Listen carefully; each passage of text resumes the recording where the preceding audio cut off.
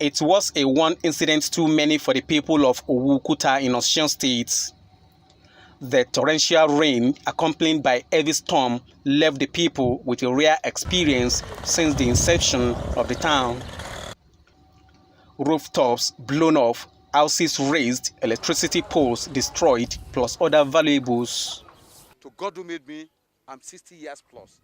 Honestly, since I was born in this town, I've never witnessed this type of thing. And you know, at times there will be, a storm or whatever, but maybe it will affect about 2 or 3 houses. But you could discover now, nobody's greeting anybody. I have never seen this type of disaster in my life. If you go to our palace, the whole place has been destroyed.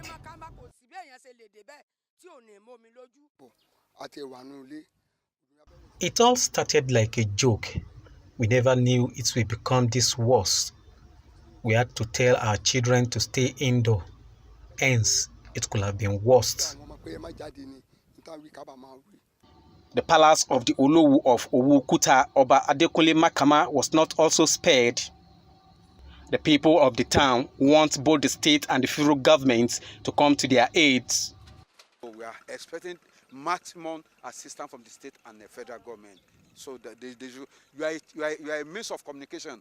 I believe that they will see, as you have covered everywhere now, they will see for themselves. And at the same time, we make all the necessary appeal to the various quarters.